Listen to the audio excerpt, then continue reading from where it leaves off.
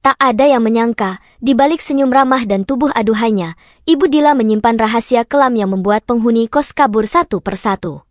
Mereka bilang, setiap malam jam 2 pagi, pintu kamar akan diketuk pelan lalu terbuka sendiri.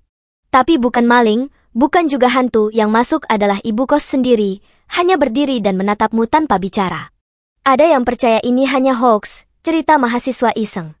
Tapi Reza tahu semuanya nyata. Dan dia nyaris tak selamat. Inilah kisah lengkap Reza dan ibu kos bohai yang membuat heboh satu kota. Saksikan sampai akhir dan jangan lupa untuk subscribe channel Jejak Cerita.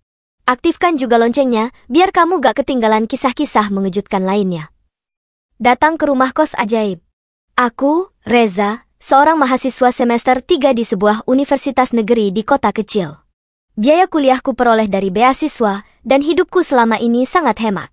Setelah 2 tahun tinggal di asrama kampus, aku memutuskan pindah ke rumah kos yang lebih bebas. Seseorang merekomendasikan sebuah tempat kos di pinggir kota, murah, nyaman, dan ada ibu kos yang baik hati, katanya. Pertama kali aku datang ke sana, aku tidak tahu akan mengalami hal-hal aneh yang mengubah hidupku. Rumah kos itu besar, seperti rumah lama yang direnovasi. Di depannya ada taman kecil yang ditumbuhi bunga kertas. Ada semburat warna merah muda di beranda yang memberi kesan hangat.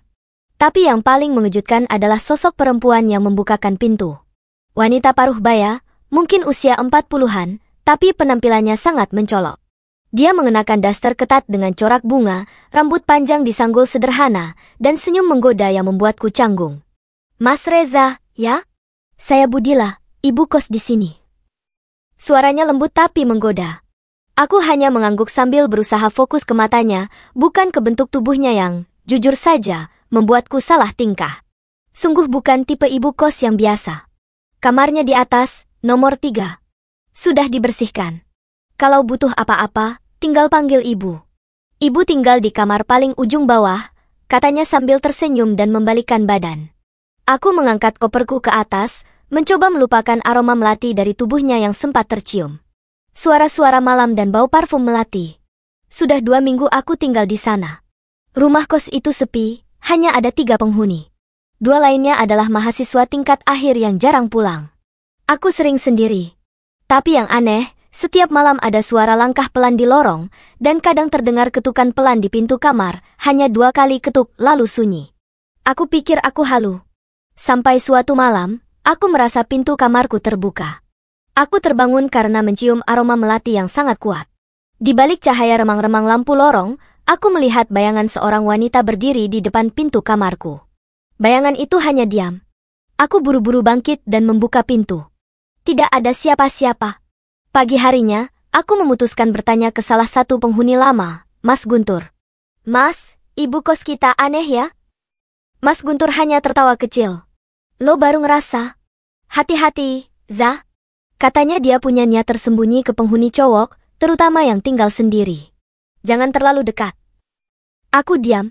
Maksudnya apa? Intinya, kalau dia mulai perhatian banget, lebih baik jaga jarak, katanya sambil merapikan laptop. Malam harinya, aku tidak bisa tidur. Benakku penuh pertanyaan. Saat itulah ponselku berbunyi. Pesan dari nomor tak dikenal. Sudah makan malam, Mas Reza? Ibu masak opor ayam, kalau mau turun. Nomornya belum kusimpan. Tapi aku tahu itu dari Budila. Daster merah dan rahasia masa lalu. Aku turun ke bawah. Di dapur, Budila memakai daster merah terang, lebih ketat dari biasanya. Ia menyajikan opor ayam dengan senyum lebar. Mas makan dulu. Ibu nggak suka lihat anak kos kelaparan. Kami duduk berdua. Sambil makan, aku coba tanya sedikit tentang dirinya. Dia hanya bilang suaminya sudah lama meninggal, dan anaknya tinggal di luar negeri. Tapi setiap kali aku menyebut soal anak atau suaminya, matanya terlihat kosong. Lalu dengan cepat senyum itu kembali. Mas Reza ini mirip anak ibu. Ramah, sopan. Sayangnya dia jauh di sana. Aku mengangguk pelan. Malam berikutnya, suara langkah itu kembali terdengar. Kali ini lebih jelas. Aku memberanikan diri membuka pintu dan melihat Budila berdiri di ujung lorong, memandangku tanpa bicara. Daster merahnya seperti menyala di tengah gelap. Aku hanya berkata, "Ada apa, Bu?" Dia tidak menjawab. Perlahan ia berjalan ke arah tangga dan menghilang di balik bayangan. Aku masuk ke kamar dengan jantung berdebar. Keesokan paginya, aku mendapati sebuah surat kecil di depan pintuku. Jangan percaya semua yang kamu lihat. Kadang yang manis menyimpan luka. Aku tercengang. Tulisan tangan itu bukan tulisan Budila, melainkan tulisan lelaki. Mungkinkah ada orang lain yang memperhatikan? Kamar terkunci dan sebuah penemuan. Rasa penasaran mendorongku untuk menyelidiki lebih jauh. Saat Budila keluar rumah untuk ke pasar, aku menyelinap ke ruang tamu dan membuka lemari tua yang sering terlihat terkunci. Di sana, aku menemukan tumpukan foto-foto lama dan sebuah kotak kayu kecil. Di dalamnya, ada foto seorang pemuda-muda yang sangat mirip denganku. Di belakangnya tertulis, "Anakku, Rino." Maafkan ibu. Rino. Mungkinkah dia anak Budila yang katanya tinggal di luar negeri? Tapi kenapa fotonya ditaruh sembunyi-sembunyi? Di lemari lainnya aku menemukan buku harian. Tulisannya kacau, seakan ditulis orang yang sedang stres. Dia sudah tiada, suamiku meninggal, anakku pergi setelah bertengkar denganku. Mereka semua meninggalkan ibu. Aku hanya punya kamar-kamar ini dan mereka yang datang silih berganti. Tapi Mas Reza berbeda, dia seperti Rino. Aku tidak boleh kehilangannya. Aku menggigil membaca kalimat itu. Ada sesuatu yang salah. Sangat salah. Malamnya, aku putuskan untuk mengunci kamarku dan menyalakan kamera HP diam-diam mengarah ke pintu. Dan benar saja. Sekitar pukul 2 pagi, seseorang membuka pintuku pelan-pelan. Budila. Ia melongok ke dalam, berdiri diam cukup lama. Kemudian menutup pintu dan pergi. Pagi harinya aku tidak tahan lagi. Aku mengemasi barang dan berniat pergi. Tapi saat hendak keluar rumah, Budila sudah berdiri di depan pintu. Mas Reza mau kemana? Tanyanya dengan suara lembut namun matanya sayu. Saya dapat tempat baru, Bu.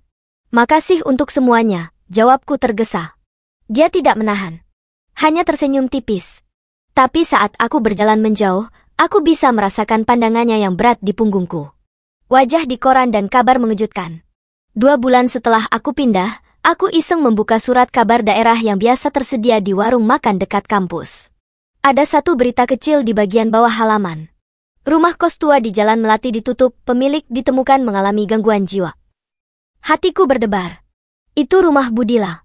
Dalam berita disebutkan bahwa seorang pemuda pelapor mengaku diganggu pemilik rumah, yang kemudian diketahui mengalami trauma mendalam setelah kehilangan suami dan anaknya. Ia dikabarkan sering menganggap penghuni kos sebagai anaknya sendiri dan menunjukkan gejala kejiwaan berat. Rumah itu kini ditutup dan dalam pengawasan dinas sosial.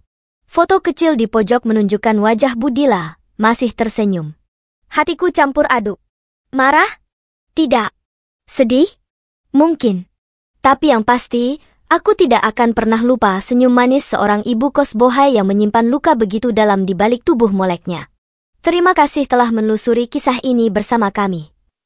Sebelum video ini berakhir, kami ucapkan terima kasih untuk kamu yang sudah menonton sampai akhir. Jangan lupa klik subscribe, nyalakan lonceng notifikasi, dan bagikan video ini jika pemberitaan kisah ini layak didengar banyak orang. Semoga kamu dan keluarga selalu diberi kesehatan, dimudahkan dalam setiap langkah, dan dikuatkan dalam menghadapi setiap ujian hidup. Sampai jumpa di cerita berikutnya, di Jejak Cerita, karena setiap langkah menyimpan kisah.